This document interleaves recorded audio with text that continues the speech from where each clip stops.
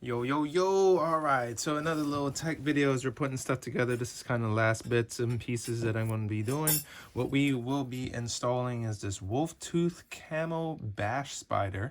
So this is the 34 teeth max. And I'm actually putting on a 32 tooth elliptical. So you can see that guy here.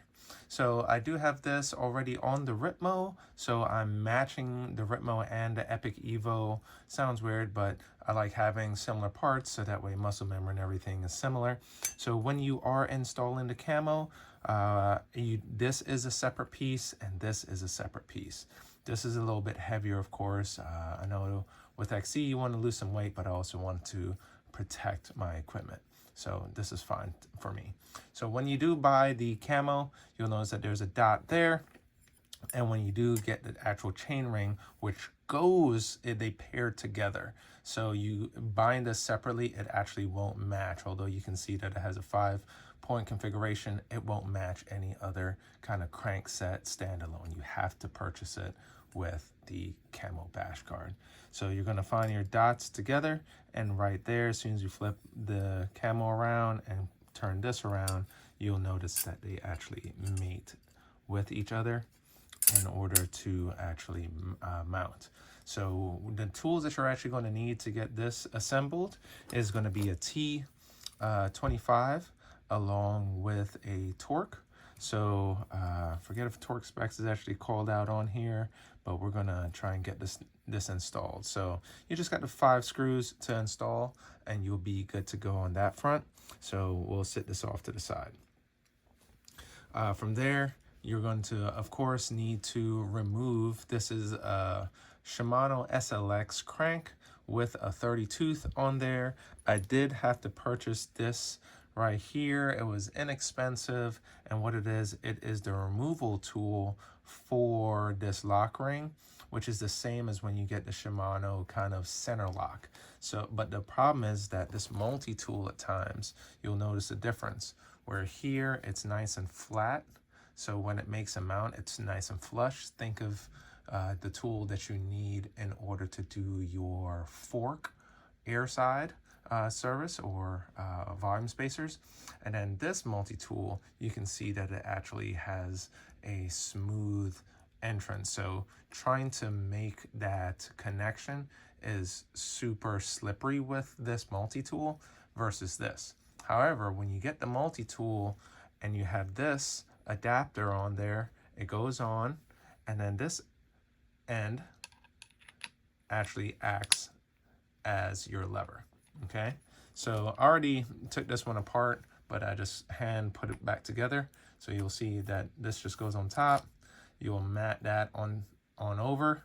You'll have some pressure, and then you just put this over the top, and then there you go. So I'll put the parts in the description. I just picked all this stuff up from Amazon in order to grab it, but you can see that now I have some leverage and I can take everything off. You can spin it as needed. Now it's going to keep spinning because it's not that many threads. Once you break it loose, you'll notice, oh man, I keep feeling resistance. It's just because it's super tight on here. So it's not that much resistance actually. And just pull this guy off, and then there you go. This is a similar locker to what you have for your center lock on your wheels for the brakes. Very similar. So once you have that, have a nice clean space, take this guy off, you're then good to go there. And then when it comes to your camo, because we can actually put this ring on afterwards, we're just going to go ahead and install that. There's already grease and everything on there, so you can apply more grease to here. Just for this sake, we're just going to run through it. You're going to align your key, so you can see that there's a bigger portion of the key there, and then it's always at the top here at 12 o'clock. So we're just going to align these guys together. Sometimes it can be a pain in the butt, but there you go. So now quickly aligned together. There's still grease in there. So you just put this guy on, and then you're just gonna go ahead and hand spin it. Make sure that you're not cross-threading it. It does call out how many Newton meters you need, so 35 to 50 Newton meters. So You can either use this if you know how much approximately your arm is going to push, because that's a big range, or you can get a 32 adapter on here to be able to, it's kind of tough in order to do that with the torque wrench. You need a different adapter for a torque wrench, but you can just throw this guy on and tighten it for now, and then just go ahead and crank that bad boy on. So kind of over tighten it to a degree. It's going to need quite a bit of strength to get it on. And once that is on, then you can go ahead and again try to find where the dot is. Turn this around, find this dot if you did not assemble it already, and then as this flips, and you're going to just pair them together. All right, so we can put that on, and that's really it. Once you're ready for assemble, if you already took this off, you're going to reverse what you did. But yeah, those are the tools that you just need. Just need this guy to be flush. If you already have this tool, go ahead and use it. If not, you're going to need a 32 crescent of some sort to attach to this. You're going to need a T25 in order to put the screws on, the 5 screws onto here.